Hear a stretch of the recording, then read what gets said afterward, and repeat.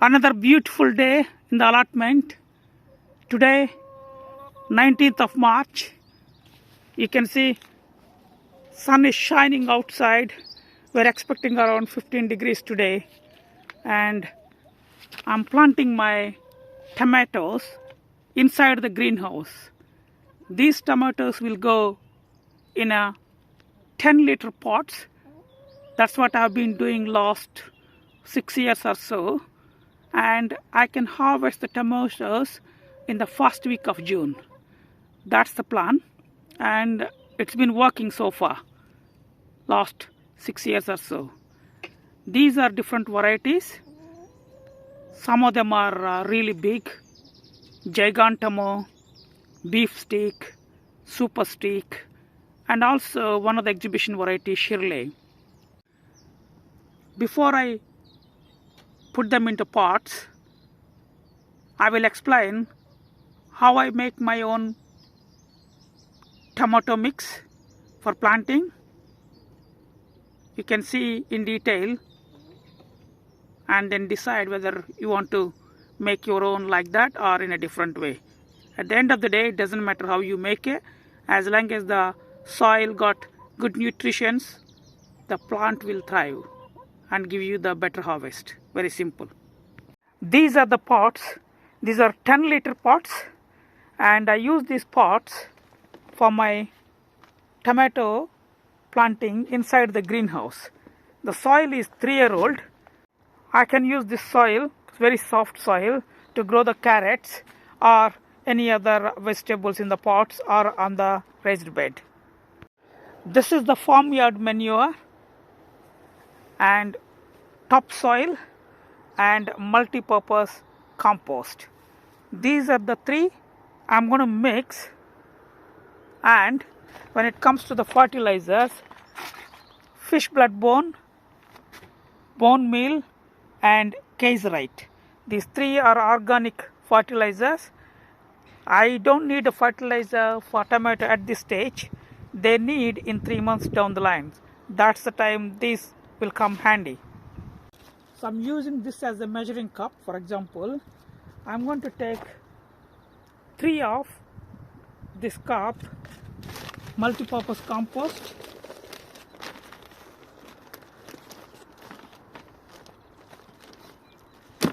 one,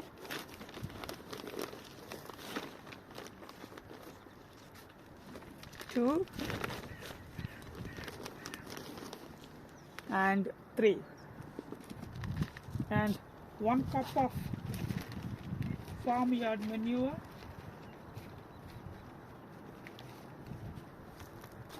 there you go, 1 cup of farmyard manure, and 1 cup of topsoil. There you go, 1 cup of topsoil. Mix it thoroughly. Make sure you wear the gloves.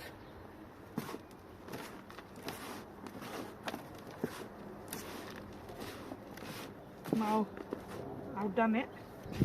Now I'm going to mix the fertilizers. First one is fish blood bone, not too much, that's enough for 1 plant, and bit of bone meal and tiny bit of caseite.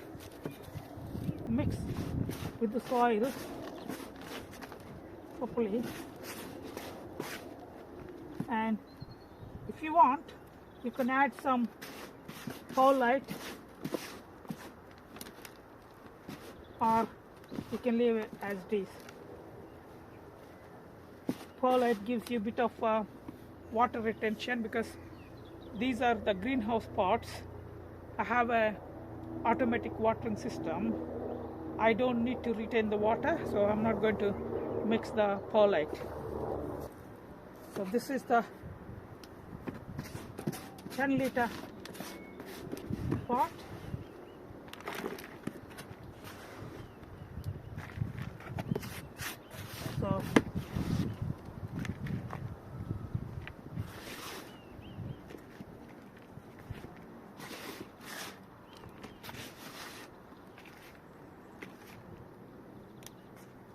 So all this is properly done now.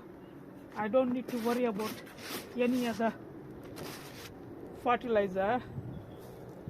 Occasionally I do give a bit of seaweed liquid fertilizer. Apart from that, no more fertilizers. So look at this beautiful roots, because I use the deep trays and the roots gone down and they grew properly.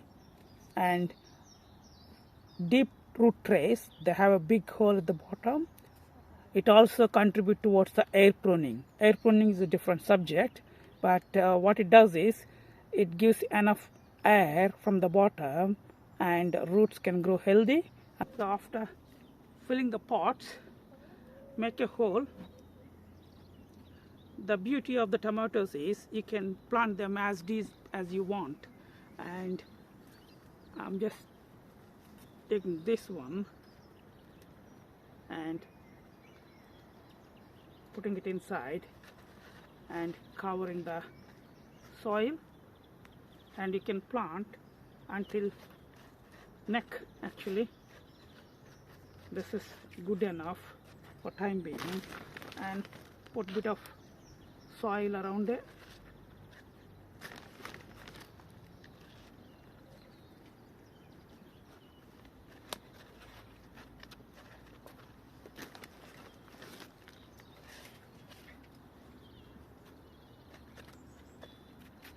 Make sure that you label your plant, otherwise you don't know what you planted. In my case, I always keep the label, which is avocado or cardo, whatever, and the only thing left is a bit of water.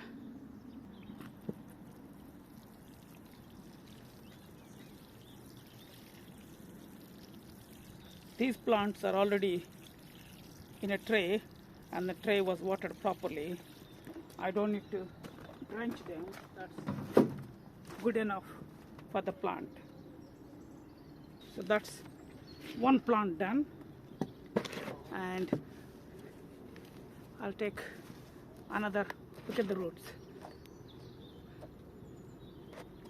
All you need just to make a hole good enough for holding the plant and top the soil.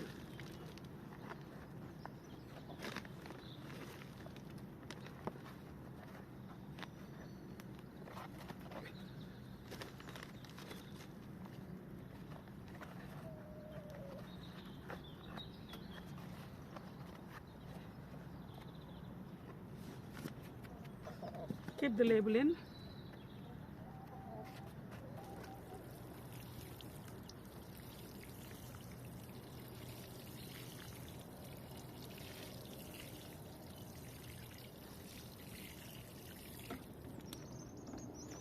Let me do rest of the plants.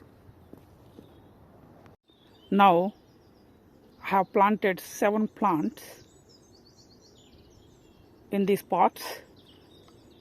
Today the sun is really shining, so I'm going to leave them here for a couple of hours and then move them into the greenhouse later today. They can have a nice sun bath for a few hours. I have 3 plants, remaining 3 plants, and I'm going to plant them in another greenhouse directly in the ground, not in the pots. This is another greenhouse, and I planted one there and one in this corner and another last one in this corner. So finally slugs are everywhere, so I'm using this organic approved wool pellets. I'm going to sprinkle around the plant. Hopefully it will work. I used different variety 3 years back. It did work, but they're so expensive. This was on sale, so I got it for £6. So now I have placed handful of organic wool slug pellets. Hopefully they'll protect from slugs. End of the day, I brought inside these tomato seedlings in the pots. They had a nice sun bath today, 7 of these, and I don't need to do water for at least 1 week now.